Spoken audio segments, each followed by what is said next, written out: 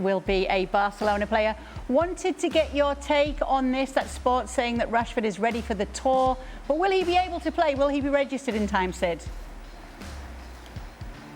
Well, at the moment he can't be. But I think one of the things that's important to point out now is the date is, 23rd of July? I must confess I honestly don't know the date. I think it's the 22nd or the 23rd of July. There's a 22nd, thank you. Actually, it's just past midnight, so it's now the 23rd, so I'm going to claim that one for myself there. Yeah. I mean, literally, just now. I think, look, at the moment he can't be registered, but it's early. It's more than a month to go till the end of the window. Admittedly, it's less than a month to go till the start of the season. So at the moment, they can't do so. There are a number of things that can change that financial situation for Barcelona. One of them is the arrival of the money from the VIP boxes. The other, of course, is the departure of other players. And then there's the question mark over what they do with Marc-Andre Ter Stegen. Now, if Ter Stegen was to go, that releases a huge amount of money into the financial fair play pot. If he isn't to go and he goes under the knife and has this operation, that would release, according to Federation rules, the possibility of them using 80% of his salary to pay for another player. Now, it's important to note that it's to pay for another player. So it could go to one player. It needn't necessarily go to Rashford, and it might not go to Rashford because, of course, they've also signed a goalkeeper in Joan Garcia, who also, at the moment, cannot be registered. And so the short answer to your question is he going to be registered now? No. Will he be registered by the end of the window? Well, we've been here before. And so we can be optimistic about it. And personally, I suspect this summer will be slightly different in terms of the management of this. This is not a huge signing in terms of the impact it makes in the transfer fee. So that helps, of course, although the salary is reasonably high. So I think maybe not by the start of the season, but I think by the end of the transfer window, so in other words, when August turns into September, I think Rashford will be available for Barcelona. What are your thoughts on this move, Ian? Well, they're going to need some financial gymnastics, as Sid has explained. They always seem to be able to pull a rabbit out of the hat somewhere. We had the business with Dani Olmo and other players in previous seasons as well. It's a little bit of an annual farce now with Barcelona that this goes on, but you have to guess that in the end, Rashford will become available to play, whether it's 2 weeks into the season, 3 weeks into the season, not quite sure. Does he get in the team? Probably not, does he? With Lamine Yamal, Dani Olmo, Rafinha playing behind Lewandowski. That's what you think the lineup would be. But I guess it does open the option of Rafinha maybe moving to number 10 and Rashford playing out on the left-hand side. Occasionally, it's another option. I mean, from his point of view, you know, he did okay at Aston Villa, but there are still a lot of question marks and a lot of baggage and a lot of, well, discussion about what Rashford is and what he can still do. This is a great move for him. Whether it's a great move for Barcelona, we're about to find out. Ale, your take on it? Well, first of all, if whoever's putting this graphic, have a word with yourself. Marcus Rashford is not starting for Barcelona. He's not. Barcelona don't need Marcus Rashford. Now, every part of my body, every cell in my body, when all this conversation came about Marcus Rashford, said, oh, no. You don't need this if you're Barcelona. You don't need this if you're Hansi Flick. But I can be positive. Oh. And so I will be. If they get nothing from Marcus Rashford, they're still going to be productive. They're still going to score goals consistently. This team will continue to score goals, regardless of what they get or don't get from Marcus Rashford. If they get anything from Marcus Rashford, if they get anything near his best, he gives them something different. He gives them a change of pace that can trouble defenders in La Liga. He gives them a more vertical player, a player that can get out in transition, which we saw with Hansi Flick is something that Barcelona can do very well. And how does he get close to his best? And this is when I really have to be positive and optimistic. He knows he's coming to the end of the big-time opportunities for him. This is it. It's Barcelona. And he's away from the pressures, I suppose, or the scrutiny of and what had become a toxic environment in the Premier League for him, especially at Manchester United. And he's going to a place in which, like I said before, whether he scores or doesn't score, it's not going to really matter. Barcelona will continue to score goals. So the expectations will not be on him.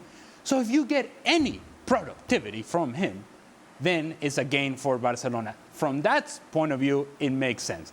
regardless, still, if I were making decisions for this club, I would not touch Marcus Rashford. Okay, but they have.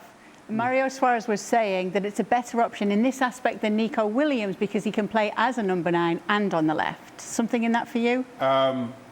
Given the choice between the two, it's Nico Williams all day, every single day. We know what Nico Williams can do in Spanish football. I think he's a proven quantity, whereas we've had flashes from Marcus Rashford. Those flashes were a few years ago, and ever since that, there's been no real consistency.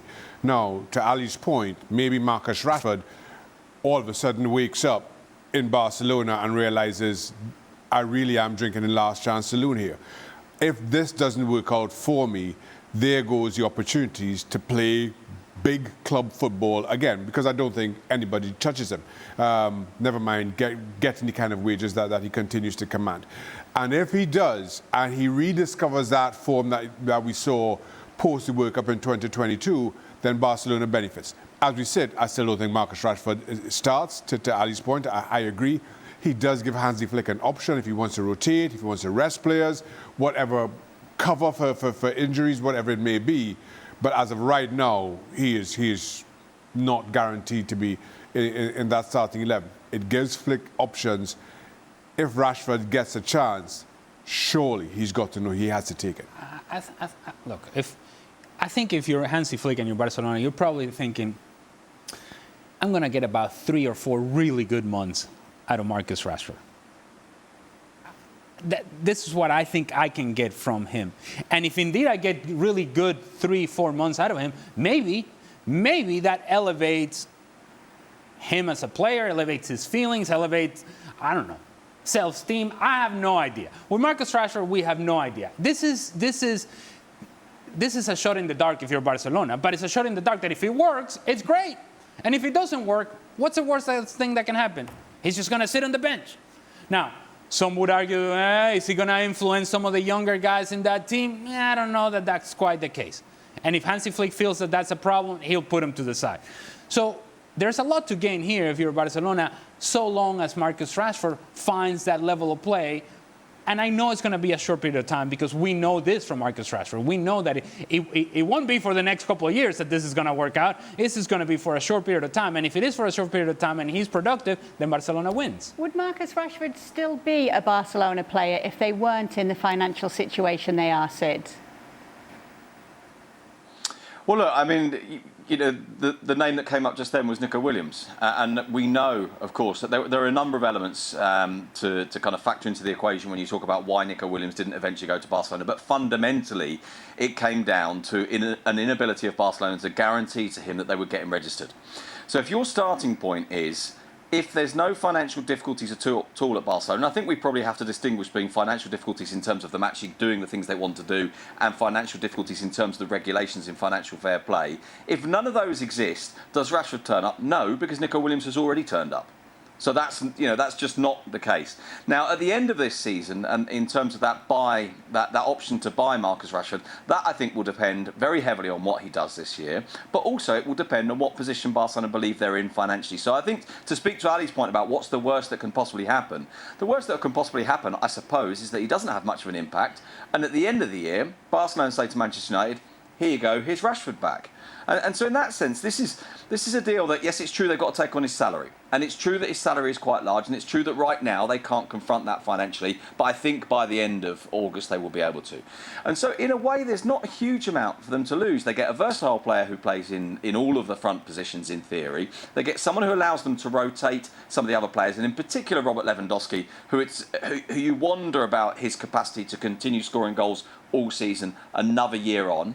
And so I think that's quite important. And then I think as well that optimism that Ali was talking about, that idea that there's a big part of Marcus Rashford, that this is about offering him a fresh start, offering him, if you like, a kind of an emotional or a psychological clean slate and a different type of football. And it's a wonderful opportunity for him. And I personally would really like to see him do really well. And I'd really like to see a glimpse of the Marcus Rashford we saw from a couple of years ago. And I just wonder if this is actually the right environment for him. So yeah, without the financial problems, he might not be there, but maybe he realises that as well, and maybe that is the thing that says, okay, this is it.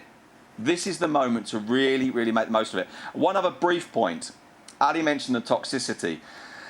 I suppose this is where I, as a journalist, hold up my hand on behalf of the industry that I work in and say quite a lot of the toxic noise around Rashford is the fault of people like me, or is the fault of our industry. And I wonder if there might be a bit of him that thinks, you know what, I want out of there. And I want to be in a different environment where I can feel more at ease and hopefully perform to a higher level. Yep, I'm already waiting for Martin Einstein's Bicycle Diaries with Marcus Rashford. We're hoping for that one coming up this season. Will he admit that he was also part of the toxicity or no? I don't know if he will. Okay. But fair play and props to Sid professional. for that. Sid Lowe. Professional, kind, nice. Responsibility. No doubt we'll have a nice interview laid out for him with Marcus Rashford this season now that he has been so kind.